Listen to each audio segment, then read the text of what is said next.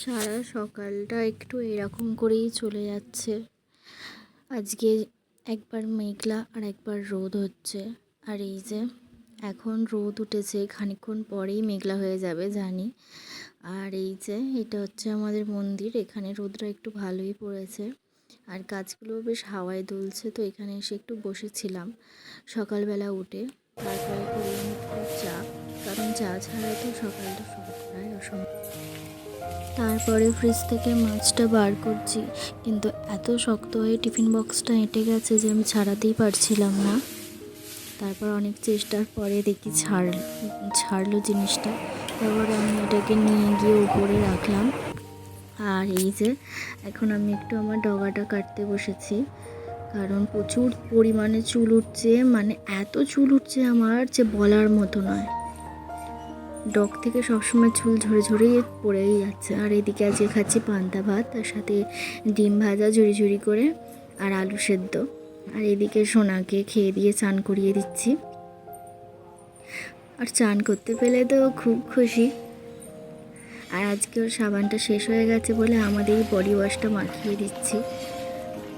আর এদিকে ওর কাকা এসে গেছে, তাকে 10 বার জিজ্ঞাসা করছে, তুই চান করেছিস, তুই চান করবি, এরকম করে।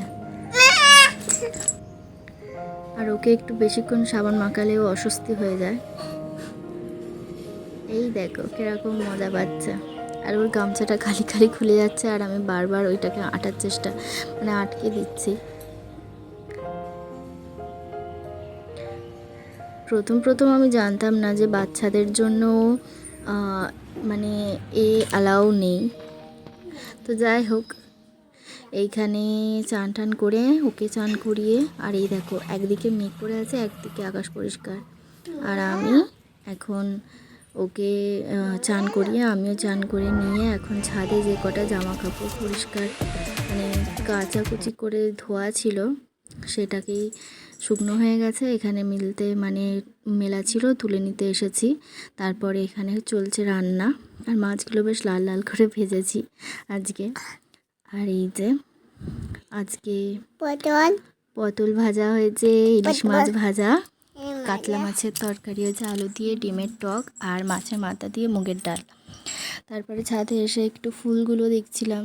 আর এই যে অ্যালোভেরা গাছটা বসেছিলাম নতুন, সেটাই হচ্ছে আস্তে আস্তে। আর আমার ফুল গাছগুলো একটু হাওয়ায় দুলতে দেখলে আমার বেশ এখানে বসে বসে খুব ভালো লাগে একটু সময়টাকে কাটাতে। আর এদিকে আকাশটার ওয়েদারও খুব সুন্দর লাগছে। আর এইদিকে উনি পাকামো করতে গিয়ে সাইকেলটাই ফেলে দিয়ে অবাক হয়ে গেছে। ভাগ্যিস ওর গায়ে পড়ে যায়নি, পড়ে গিয়েই আগে আমার দিকে দেখছে ও। তো যাই হোক, তারপরে বাবু কাছ থেকে আসতে বিকালে আমরা গেলাম একটু ঘুরতে মানে সোনার চুল কাটাবো সেই জন্যেই, কারণ পুজো সামনে আসছে, একটু চুলটা সেপ দিয়ে দিতে হবে। তাছাড়া প্রচুর সর্দি করছে, বড় বড় চুল হয়ে গেছে। তো সেই জন্য ওকে চুল কাটাবো বলে লাইন দিয়ে বসে আছি আমরা, আগে একজন কাটছে। আর বসেছি চুলের দোকানটা এখানে খেলনার দোকানের পাশেই।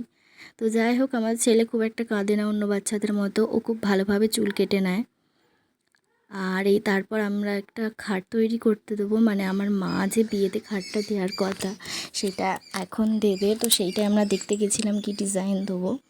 তো যাই হোক, তারপর আমার মাই বিরিয়ানি এনেছিল, সেটা খেলাম। আর রাত্রে হয়েছিল পরোটা আলু ভাজা।